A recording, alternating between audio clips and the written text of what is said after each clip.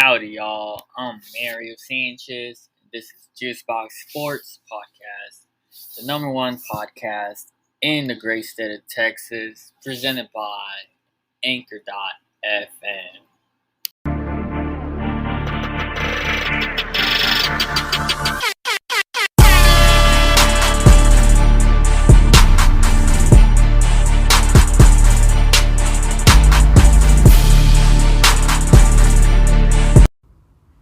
Welcome to today's episode.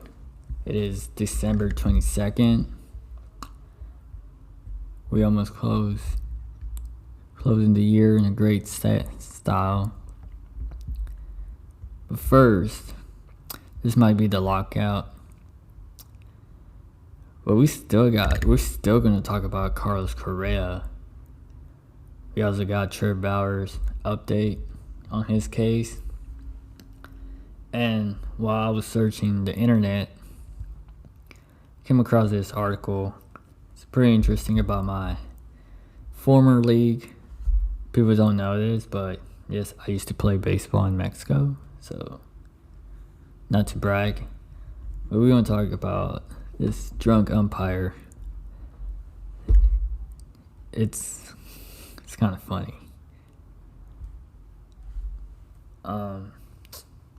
There's this drunk umpire had too many beers before the game, which is not normal for an umpire to have beers prior to the game. They're in a baseball game in Mexico. It took a wild turn over the weekend when police had to be called onto the field to remove a belligerent umpire who was having trouble even standing up on the field without assistance. Fans began to notice the umpire struggling during the game and began to mock him. From the stands, according to reports, it was at this point he began flipping them off and tried to fight players who approached him. Stadium security tried to remove the umpire from the field and turning him into the local police. While many are speculating the umpire was drunk, Humberto Sainz, the official in question, has been suspended indefinitely. The league noted he was impaired, but didn't offer any further details until Monday night. Sainz offered an apology for his actions of that night. It's unclear if Sainz will ever return to the field or will be permanently removed from umpiring baseball, but regardless the outcome, this is one of the most remarkable umpiring moments you will ever see. Moving on to the MLB, we have an update on Carlos Correa. It is known that the Houston Astros offer a respectable deal this season to Carlos Correa in terms of average annual value, but they aren't meeting for the long-term side. That many speculate is what the free agent wants. Carlos Correa has been rumored in talks with other contenders beside the Astros, such as the Yankees, the Dodgers, and the Red Sox, just to name a few. Of course, there's also the Detroit Lions, who could make a run at the wildcard spot in 2022, and who also offer a 10-year deal to Correa, which he declined. The Tigers now have all-star Javi Baez, but both Baez and Correa can play other positions in the infield. While Detroit is not to be rumored out of the fight, they did offer Correa before signing Baez. Now the Cubs have been rumored as a serious landing spot for Correa once the next collective bargaining agreement is in place. Bruce Levine of 670 The Score in Chicago reports that the Cubs have serious interest in Correa, but don't want to compromised 10 years in the contract. There aren't any other reports on the contract being offered to Correa other than the Tigers' 10-year deal and the Astros' preseason and off-season offers. After Correa signed a massive long-term deal with Texas, it looks like Correa would beat him in a few years in an AAV.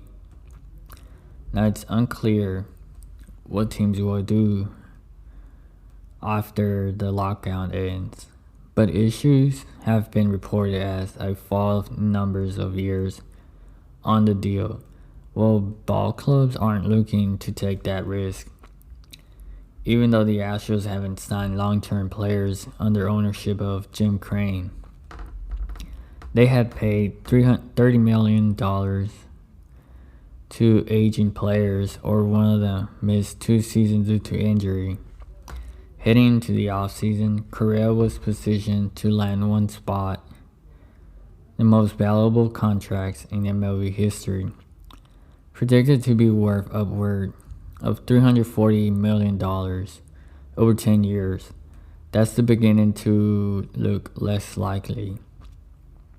For starters, a couple of teams that were considered likely suitors for Correa signed shortstops in the final days before the lockout. The Rangers signed Marcus Semien and Corey Seager, both natural shortstops, with a plan to move Semien to second base. Meanwhile, Detroit Tigers signed Javi Baez, who has mostly played shortstop, but could also move to second, leaving some space for the Tigers to pursue Correa. The Yankees still have a hole at shortstop, and fans are anxious to fill it with a player of Correa's caliber. He's the best shortstop left in the market. The only argument for New York's sake will be if they rather sign Trevor Story to a shorter, less lucrative contract. Brian Cashman and company have yet to make a major splash in free agency. The lockout cut those plans short, and perhaps could help the Yankees find a more team-friendly deal for a player like Correa or Story.